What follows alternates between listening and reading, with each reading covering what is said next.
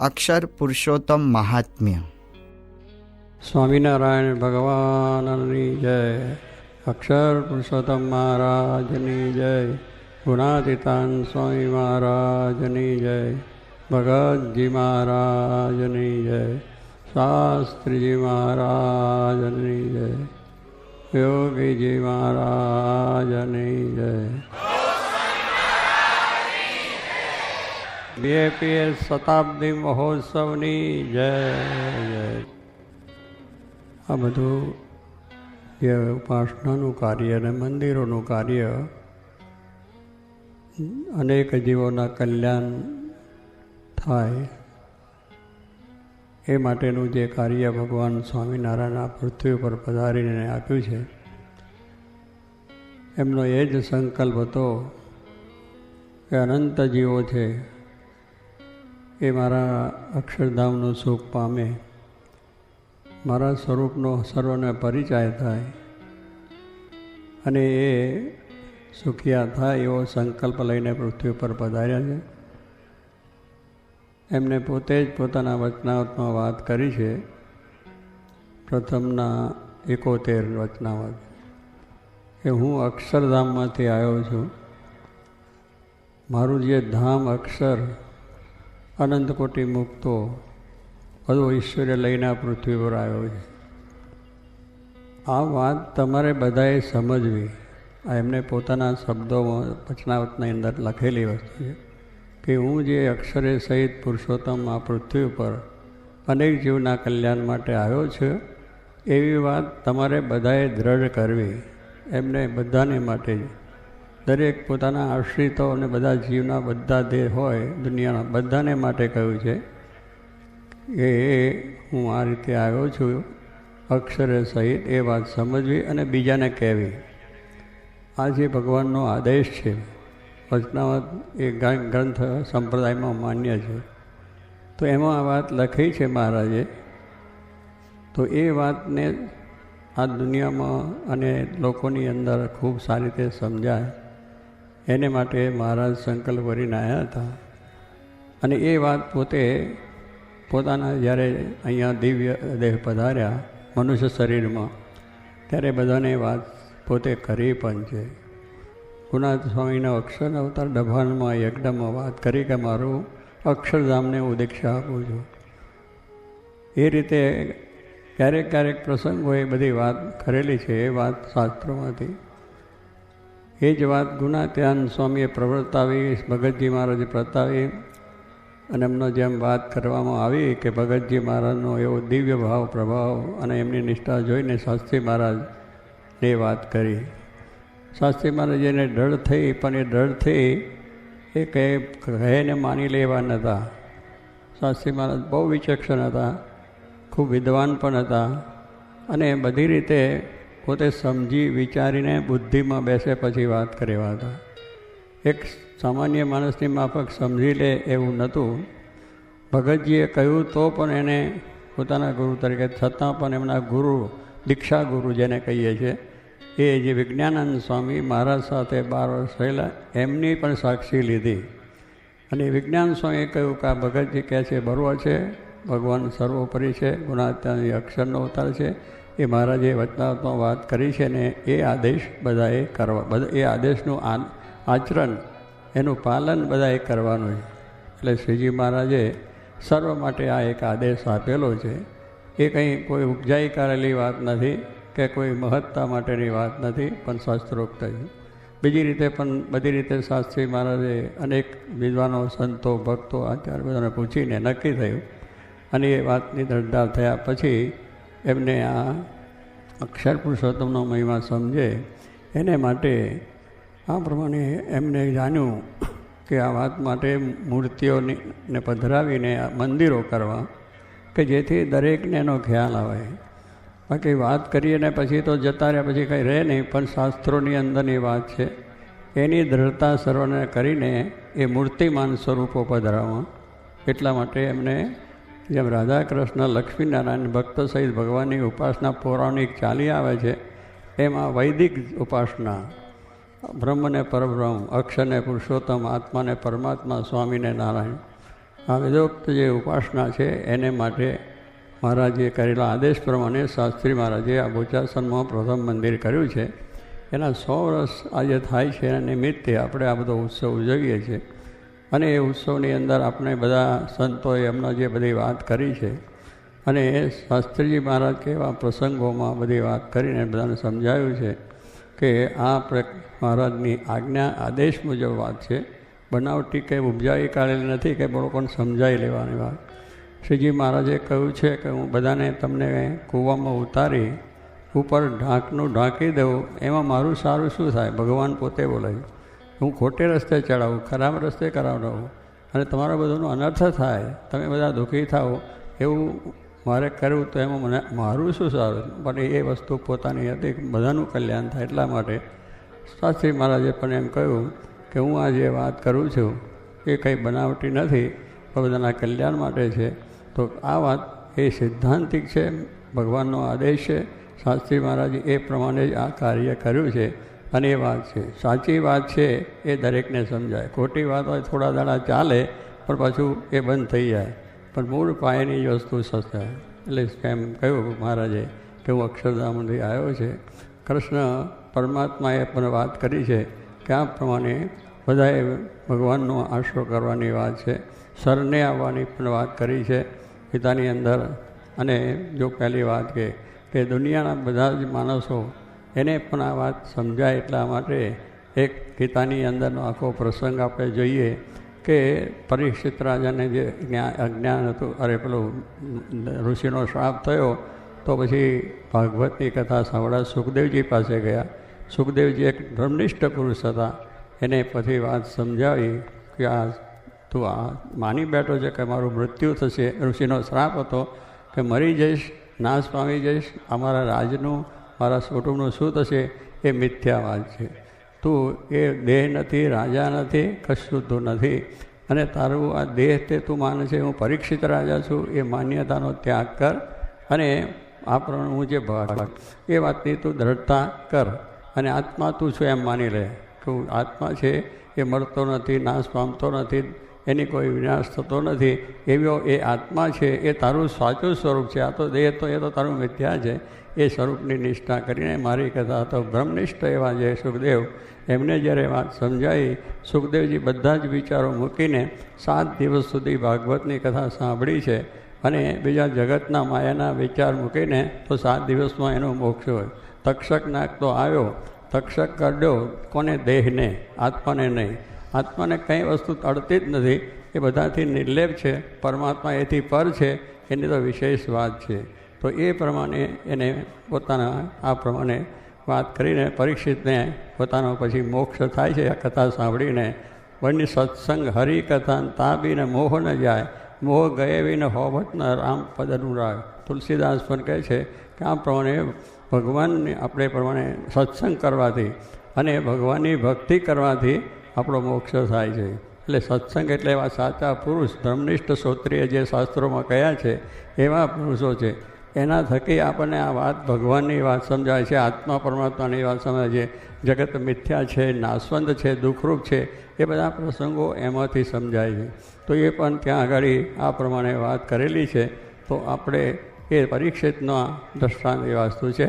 અર્જુન છે એને પણ ગીતાની જ્યારે પ્રારંભ થયો અને મહાભયંકર યુદ્ધ થવાનું હતું સામે, ત્યારે એને ભગવાને કહ્યું કે આની સામે તારે યુદ્ધ કરવાનું.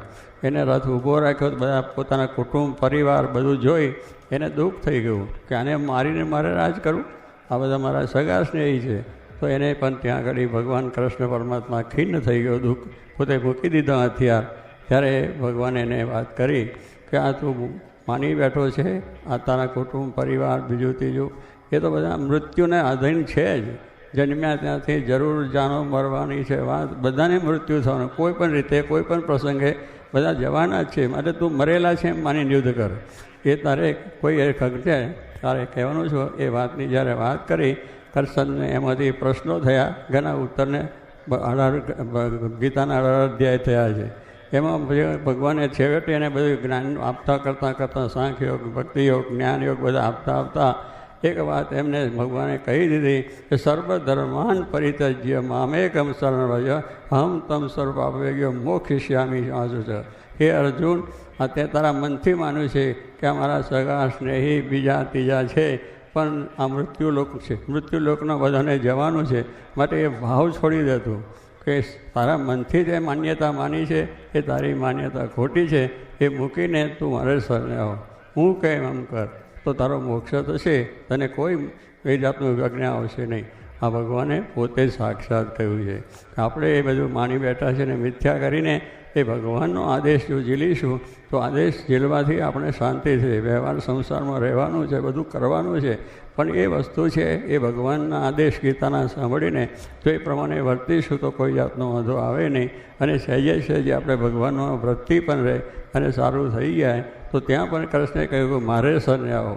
બાકી ગમે એને શરણે જઈએ આ જગતની કોઈ પણ વ્યક્તિ મહાન, તો એનાથી આપણો જે અંતરની શાંતિ, આત્માની મુક્તિ થતી, દેહની આપણે મળે, દેહ છે એની સુખ બધું મળે છે. આજે વિજ્ઞાન છે, વિજ્ઞાને સંશોધન કરીને ઘણી વસ્તુ આપણને આપી. આજે બધો દુનિયાની અંદર પ્રકાશ થયો, ઉજાસ થયો, પ્લેનમાં ઉડતા થયા, આકાશમાં ગયા, બધું કરી આવ્યા અને કર્યું. અને પછી ઘણી ઘણી સંશોધનો કરીને આપણને આખો વિકાસ થયો, આપણો જગતનો વિકાસ થયો, બધી જાતની સુખ સગવડો મળી છે. વિજ્ઞાન છે, વિજ્ઞાન આ બધું, આ બધી વસ્તુ તો પડેલી હતી જ આ જગતની અંદર અને પૃથ્વીની અંદર, પણ એ વસ્તુ હતી, એનું જ્ઞાન નહોતું એટલે આપણે એમ અંધારામાં ફરતા હતા. પણ જ્યારે આ વિદ્વાનો તૈયાર થયા અને એમને જ્યારે આ વસ્તુ બતાવી ત્યારે આપણને ખ્યાલ આવ્યો વિજ્ઞાન આપણને ઘણું આપ્યું છે. સાચી વાત છે, એનો વાંધો નથી, પણ જ્યાં સુધી આપણને સાચું જ્ઞાન, આ વિજ્ઞાનનું જ્ઞાન છે એના કરતાં ભગવાનનું સ્વરૂપનું જ્ઞાન એ વિશેષ જ્ઞાન છે. અને એ જ્ઞાન જ્યારે થાય છે ત્યારે દુનિયાનો મોહ છોટી જાય છે. તો એ રીતે શાસ્ત્રોની અંદર ઋષિમુનિઓ જે થયા એવા ઋષિમુનિઓએ સંશોધન કરીને તેમ વિજ્ઞાને સંશોધન કર્યું છે. એ બધું વિજ્ઞાન આપણા શાસ્ત્રોમાં પડેલું છે, આપણા ગ્રંથોમાં પડેલું છે.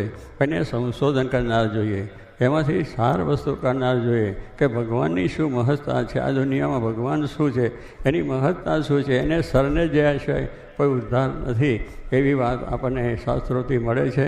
અને એ પ્રમાણે ભગવાને ગીતામાં પણ કહ્યું કે દૈવી એશા ગુણમયી મમ માયા દુરિત્યા મામે એવ પ્રપદ્યંતે માયા મેતામ તરંતી રે. ભગવાન કૃષ્ણ કહે છે કે અર્જુન, આ મારી માયા છે બધી, આ તું જુએ છે, દેખે છે, એ બધી જ માયા છે અને એ આપણા મોક્ષ માર્ગમાં વિઘ્નરૂપ છે.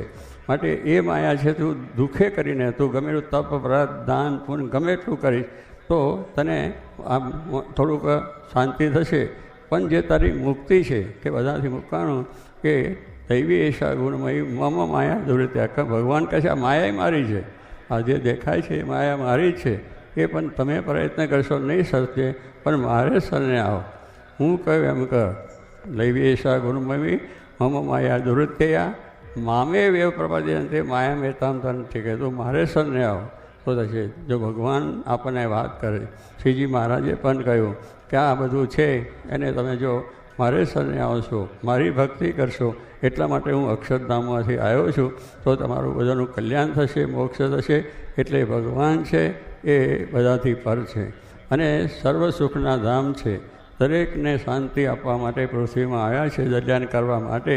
શિક્ષાપત્રીમાં લખ્યું સર્વજીવ હિતાવ, મહારાજે લખ્યું સર્વ જીવનું હિતના માટે શિક્ષાપત્રીમાં લખ્યું છે એક શ્લોકની અંદર. તો કે એમનું ધ્યેય, આશય લોકોનું કલ્યાણ કરવા છે. પણ લોકો પોતાનું બળે જાય છે. સમુદ્ર તરવાવું હોય પોતાને બળે તરાય નહીં, પણ નાવમાં બેસી જઈએ તો સામી પાર જવાય છે. એમાં દુનિયા છે એ ભવસાગર છે, એમાં જો આપણે તરવું હોય તો બાહુબળે નહીં તરાય, બુદ્ધિથી નહીં તરાય, પૈસાથી નહીં તરાય, સમૃદ્ધિથી નહીં તરાય. એને માટે ભગવાન આપણે નાવ જોશે, ભગવાનને આશરે જઈશું, ભગવાનના આદેશ મુજબ આપણું જીવન કરીશું તો જ આપણો શાંતિ સુખ પ્રાપ્ત થશે. શાંતિનો ઉપાય તુલસીદાસે કહ્યું સુરપુર નરપુર નાગપુર તિન્મ્ય સુખ નહીં, કાં સુખ હરિ કે ચરણ મેં કાં શાંતન કહેવાય. આ પણ એમને કહ્યું છે કે ભગવાન કે સંત એમાં શાંતિને સુખ રહેલી છે, આ શાસ્ત્રોનો આધાર છે. એ જ વાત ઉપર શાસ્ત્રીજી મહારાજે મહારાજનો આદેશ આપીને દરેકને પોતાની એ છે વાત એ કરી છે. એમને કોઈ દુનિયાની અંદર આ દુનિયાનું સુખ કે દુનિયાની સંપત્તિ નથી જોતી, એમને એક જ છે, ભગવાનનો આદેશ એને કર્યું છે. એટલે આ રીતના એમનું કાર્ય એ આજે આપણે જોઈ રહ્યા છે કે એવી દુઃખો સુખો વેઠીને પણ કાર્ય કર્યું. ઘણી મુશ્કેલીઓની અંદર પણ કામ આવ્યું, કારણ કે મુશ્કેલીઓ આવે તો માણસ ડગી જાય છે. શાસ્ત્રી મહારાજ ગમે એટલી મુશ્કેલીઓમાં ડગ્યા નથી. આ વાતને ધ્યેય રાખી દરેકને વાત સમજાવી, પોતે સમજ્યા અને થયું. એટલે ભગવાનના આદેશો ઝીલીને એની આજ્ઞા મુજબ જેટલું કરશું એટલું થશે. બાબુ ભોળેનાથ જેમ અર્જુનને પણ કહ્યું કે તું આ બધું મૂકી જ દે, હું કહે એમ કર, મારે સરને આવો. એમ સ્વામિનારાયણ ભગવાને પણ એ જ કહ્યું છે કે આ ભગવાનનો આશરો એ બહુ મોટી વાત છે, એને આશરે બધું આપણું થઈ જાય છે. તો કહેવાનું છે કે આ એ ભગવાન છે, આ દુનિયાની અંદર આવ્યા છે અને એની આપણે ઓળખ થવી છે, ઓળખ કરવાની છે, એનો આશરો કરવાનો છે, એની નિષ્ઠા કરવાની છે. જો નિષ્ઠાનો આશરો થશે તો જગતમાં રહ્યા છતાં આપણને શાંતિ થશે. કહ્યું છે આપણે આ દુનિયાના સંસારમાં સરસો રહે, મન મારી પાસ, એને સંસાર લોપે નહીં, જાનો હરિનો દાસ. આ પણ વાત કરી છે કે સંસારમાં સરસો, સંસારનું કાર્ય કરો, પણ સંસારમાં સરસો મન મારી પાસ. મન તમે બીજામાં ના લગાવો, દુનિયાના માર્ગમાં મનને ન ચોડો, મનને ભગવાનમાં રાખો, કાર્ય કરે જાઓ, કોઈ તમને વાંધો નહીં આવશે. એને સંસાર લોપે નહીં, હરિનો દાસ, હરિના ભક્ત, હરિના આશ્રિત થઈશું તો આપણને કાર્ય પ્રાપ્ત થશે. આ બધા શાસ્ત્રોના સિદ્ધાંતો છે. એ સિદ્ધાંતો અનુસાર જ ભગવાન સ્વામિનારાયણ પણ આદેશ આપ્યો છે અને આ પ્રમાણે કહ્યું. ત્રીજી મારે એક પણ વાત કરી છે કે સર્વશાસ્ત્રનો સાર, વેદ, ઉપનિષદ, ગીતા, ભાગવત આદિ ગ્રંથો, એમાં એ જ વાર્તા છે કે ભગવાનના સંત કલ્યાણ વગાડે. નાની ઉંમરમાં બધા શાસ્ત્રો ભણેલા હતા અને એમાંથી સાર કાઢ્યો અને જ્યારે નીલકંઠ વનની નીકળ્યા ત્યારે ગુટકો હતો એમની પાસે આ બધા શાસ્ત્રોનો સારનો, કે આ પ્રમાણે ભગવાનને સંત કલ્યાણકારી છે. ધર્મપરાયણ માણસ થાય, ધર્મને અસર નહીં આવે તો એ બધું કાર્ય થાય છે. તો એ પણ આપણે મહારાજે સાર કાઢીને વાંચી વિચારીને, આપણી માટે વાંચ્યા વિચાર્યા વગર વાત ન કરતા, વિચારીને વાત કરી છે સર્વશાસ્ત્રનો સાર.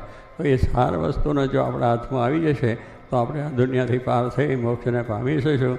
આવા જે શાસ્ત્રોનો મોટા ભગવાન સંતોના વચનો જો હશે અને એને આપણે ધારીશું તો એ વચનો શાસ્ત્રી મહારાજે ધાર્યા છે, એમને પોતે વિચાર્યા છે અને બધી રીતે સમજીને આ વાત નક્કી કરી છે. અક્ષર અને પુરુષોત્તમ એ સિદ્ધાંત વૈદિક છે અને એ વૈદિક જ્ઞાનનું આપણે પ્રવર્તન થાય એટલા માટે આ સંપ્રદાયની અંદર અક્ષર અને પુરુષોત્તમ એ બધાને સમજો. મહારાજે કહ્યું આ વાત મારી છે, તમે સમજજો, બીજાને કરજો. એટલે સ્વામી આજ્ઞા, ભગવાનની આજ્ઞા મુજબ એમનું કાર્ય છે અને થયું છે. તો આ પ્રમાણે આવો આદેશ છે એ આપણે સાચી વાત સમજાય, જીવની અંદર થાય. અને પછી જોગી મહારાજે પણ એટલું અલૌકિક કાર્ય કર્યું છે કે બધી વાત આપણે સાંભળી કે એમના દિવ્ય પુરુષ હતા, આનંદિત પુરુષ હતા, હંમેશા હાસ્ય. તમે જોગી માન જો તો હાસ્ય, માન થાય, અપમાન થાય, તિરસ્કાર કરે, કોઈ ગાળો દે, કોઈ અપમાન કરે તો એને ધૂન કરે કે મહારાજ સર્વનું ભલું કરો. એને ઉદાસીનતા આવી જ નથી, કોઈ એવો વિચાર પણ નથી આવ્યો કે બીજાનું ખરાબ થાય, બીજાનું ખોટું થાય. ભગવાન સર્વનું કલ્યાણ કરો, આ એમની વાત હતી. તો આજે હજારો માણસો એમના રહી આ કાર્ય કર્યું છે. તેવા એ પણ દિવ્ય પુરુષ હતા, એટલે આ કાર્ય થયું છે. તો બે પુરુષો જે આપણને મળ્યા એ પુરુષોની આજ્ઞા, આદેશ એમાં રહીને જેટલું આપણે કાર્ય કરીશું તો થશે. આપણી કોઈ મહત્તા નથી, આપણી મહત્તા જરા પણ નથી. ભગવાન ભળે છે તો મહત્તા છે, ભગવાનનો આશરો થાય તો મહત્તા છે, ભગવાનની આદેશ મુજબ ચાલીશું તો મહત્તા છે. બાકી દુનિયામાંની કોઈ પણ મહત્તા એ કામમાં આવતી નથી. એટલે ભગવાનના આદેશ મુજબ રહીને આપણે જો કાર્ય કરશું તો થશે. ભગવાન કરતા છે, આ જગતનો કરતા એ છે જેને રચ્યું જગત જુઓ ને જૂજવી જાતનું રહે, જોતાં મૂંઝાઈ જાય મત કર્યું ભાત ભાતનું. ભગવાને કેવું કાર્ય કર્યું, પશુમાંથી પશુ, પંખીમાંથી પંખી, એવી બધી ઉત્પત્તિ થાય છે. આવી એક પોતાની કળા છે અને એ કળા એ એમની જ છે, એ કળાથી કરી શકે છે. એમાં ઝાડ, પાન, પર્વત, ગુફાઓ, નદીઓ, ઝરણા, કેટલું સુંદર ભગવાને આપણે આપ્યું. હવે એ બધું જો આપણે જોઈએ તો ભગવાનનો મહિમા આપણને સમજાય કે ભગવાન એ વસ્તુ શું છે. અને એ મહિમા જ્યારે સમજાશે ત્યારે જીવને શાંતિ થશે, માયા પર થવાશે. માટે ભગવાનનું કરતાપણું હંમેશા રાખવું. કોઈ પણ સુખ આવે, દુઃખ આવે, ગમે એટલી મુશ્કેલી આવે તો ભગવાન કરતા છે. સુખ આવે તો એ ભગવાને કર્યું છે, દુઃખ આવે તો ભગવાન. દુઃખ છે એને ભોગવી લો અને સુખ આવે તો ભગવાનનો મહિમા સમજી એમની ભક્તિ કરો. તો કોઈ વાંધો આવશે નહીં, સર્વ જગતમાં શાંતિ, બીજું બધું થશે. પણ હું ભગવાનના આદેશો નિયમોની જે આપણી વાત છે એ દ્રઢ કરીશું તો અખંડ આનંદ છે. એને દ્રઢ નહીં થાય તો અખંડ દુઃખ જ છે. એટલે સુખ દુઃખના ભોગતા થઈને ભગવાનના વચનમાં રહીને કાર્ય કરશું તો થશે. તો આજે આ પ્રમાણે અહીંયા આગળ આ જે કાર્ય અને જે આ થયું એ બધું ભગવાનનું છે, શાસ્ત્રી મહારાજ યોગીજીમાંનું છે. આપણે કોઈ કરતા નથી, આપણી કોઈ શક્તિ પણ નથી કે સૂકું પાંદડું પણ હલાવી શકવા આપણે સમર્થ નથી. આમની અંદર એ અંદર જ્યારે ભગવાન બેઠા છે એ શક્તિ આપે છે. તો આપણે પાંદડા હલાવીએ છીએ. આ વાત કરું છું, તમને સંભળાય છે, તમે વાત કરો, મને સંભળાય છે. એ બધું એનું કાર્ય છે. માટે આપણે કરતા છે એવું જ્યાં સુધી મનાશે ત્યાં સુધી દુઃખ જ છે. હું કરતા નથી, ભગવાન કરે છે અને એ જ છે. ને ભગવાન મૃત્યુશુપે આવે તો આપણે સુખે આવે દુઃખે આવે બધું એમાં થશે. પણ એ દિવ્ય છે, દિવ્ય છે ને પ્રકાશમાન છે. એમાં કોઈ માયા નથી, જગત નથી, પ્રપંચ નથી. એવું ભગવાનનું સ્વરૂપ દિવ્ય છે એવું સમજીએ તો આપણે દિવ્ય થઈ શકીએ. એવું આ જ્ઞાન છે, એવી આ વાત છે, એને આપણે સમજવાની છે. માટે કરતાં સર્વ પ્રકારે, સર્વ અવસ્થામાં, સર્વ કાર્યોમાં ભગવાને જ કર્યું છે. એવું જો ભાવ રહેશે તો આપણા પર કોઈ ભાર નહીં. શાસ્ત્રીમાં કહેતા કે આપણે જો એક બેડું, એક માટલી માથા ઉપર પાણીની ભરીને મૂકીશું તો વજન લાગશે, પાણીનો ભાર લાગશે. પણ દરિયામાં તમે ડૂબકી મારો, હજારો ટન પાણી ભરે, કંઈ દુઃખ જ નહીં, કંઈ ભાર નહીં, વજન નહીં. એમાં જગતના કાર્યો છે, માથે લઈને ફરીએ છીએ એટલે દુઃખ, ભાર, વજન બધું લાગે છે. ચકરાને અને ઝઘડા બધા થાય છે. પણ પાણીમાં ડૂબકે એટલે ભગવાનના સ્વરૂપમાં લગ્ન થઈ જવું, ભગવાનનો મહિમા સમજશું, એને શરણે જઈશું તો કોઈ દુઃખ નથી અને શાંતિ, શાંતિને શાંતિ છે. આવું જે જ્ઞાન છે એ ભગવાનનું થાય અને ભગવાને કરતા માનજો. આ બધા અહીંયા પધાર્યા અને આ બધા ઉત્સવ ઉજવવામાં બધાએ આપણો દેશ પરદેશ અને બધા ભારતમાં થઈને, આ ગુજરાતમાં થઈને બધેથી પધાર્યા છો. એ બધાને ખૂબ ધન્યવાદ છે. મહારાજને પ્રાર્થના કરીએ છીએ કે આ બધાને પણ આવું શુદ્ધ જ્ઞાન થાય, આપણું જીવન સુખમય બને, શાંતિમય બને અને સંસાર પણ સુખી થાય, ભગવાનના સુખની પ્રાપ્તિ થાય. પ્રાર્થના છે. ફરીથી પણ અહીંયા સંતોએ અત્યારે જે વાતો કરી છે એમને પણ મહારાજને જેવું બળ વિશેષ ને વિશેષ આપે. શાસ્ત્રી મહારાજ યોગીજીમાંનો રાજીપો છે, વિશેષ રાજીપો થાય અને આ સંપ્રદાયનું અક્ષર પુરુષોનું જ્ઞાન એમના દ્વારા પ્રવર્તું રહે એવું મહારાજને પ્રાર્થના છે. આપ બધાને પણ સુખ શાંતિ રહે. માટે બધાને મહારાજને આ પ્રમાણે આપણને આ દેહ આપ્યો છે એ દેહથી ભગવાન કેમ રાજી થાય એ કરવાનું. દેહથી બધું ભોગવવા તો નથી આપ્યું, પણ આપણે જેટલું જરૂર છે એટલું ભોગવવાનું છે. બાકી ભગવાનનું છે. માટે ભગવાનને અર્પણ કરીને આપણે વ્યવહાર, સંસાર જે કરશું એમાં સર્વ નિલપે રહેવા છે અને સુખ શાંતિ થશે. તો એવું બળ મહારાજ સર્વને આપે એ જ પ્રાર્થના.